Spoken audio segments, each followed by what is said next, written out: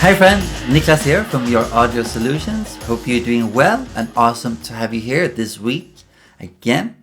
Today I want to talk to you about the 3 mistakes you need to avoid if you want more clients. So let's get right into it. The first mistake is being desperate. So how can being desperate affect you getting more clients in a negative way? Well, I've been desperate many times, and it usually happens when there's no work coming in, you have bills to pay, no money's coming in. It's stressful, it's awful.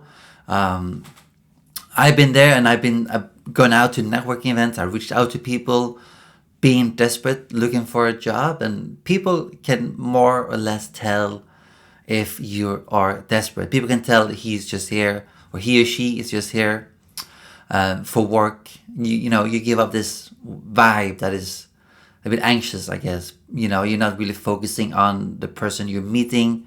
You're only focusing on yourself and getting an opportunity. And people can usually tell, it's not the best look, not the best vibe you're giving off.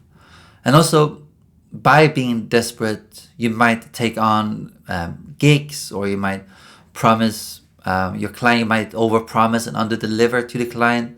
You might accept a lesser fee than your usual rate, which is not very good either for your business or the client in the end, because you cannot deliver your best work because maybe you took something on that's not really for you, not something you can deliver a good service for.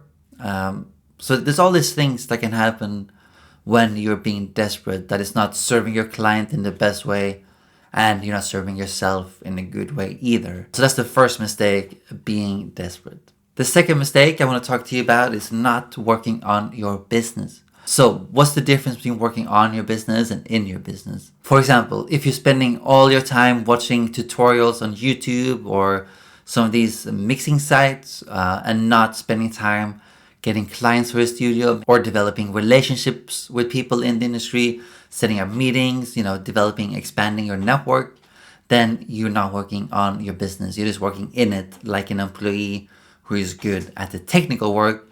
And even though that's important because you are an engineer or producer, you need a certain skill, you need a certain technical skill, so to speak, that can only get you so far. So if all you do is spending time watching tutorials, getting good at the technical stuff, you're actually not getting your business to the next level, and you might not be able to do it for a living because all you do is spending time developing your technical side. That's why it's really important that you spend time learning about business. For one thing, there's many great books, courses out there. You can spend time developing the business side of your studio. And that is really important if you want to make music or audio for a living. You cannot only focus on the creative side. That's mistake number 2. The third mistake I want to talk to you about is make it all about yourself. So every time you talk to new clients, bands, artists, people in the industry, you want to make it all about them and not about you. And this is something I've spoke about many times, but people love to talk about themselves. And this actually ties in with, being desperate, because these are sort of the opposite. Because if you're desperate, all you do is make it about yourself.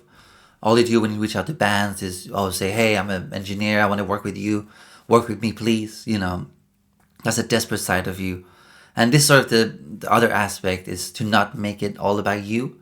So, what I teach you is when you reach out to bands and artists or people in the industry, you want to make it about them. For example, awesome songs they have made, or if they produce the records you love, tell them that you love what they do, and be specific. And this also goes when you meet people at events, whatever that is, for drinks or networking events, is to ask questions that are relevant to their work and what they do. Also, people will remember you more if you go to a networking event, for example, or having drinks with someone. If you spend most of your time talking about that person, he or she will most likely remember you the next time you see them. Because, that guy was really nice, or whatever, There's a bigger chance of that happening rather than being, that guy was all desperate and all he wants to do was get work. It's not a good look, basically. Also, when you put business proposals together for bands and artists, the more you know about them, the easier it is for you to put together a great business proposal that is there to serve the client the best way possible, and for you to also make more money, because the better you can serve your client, the more money you can also make.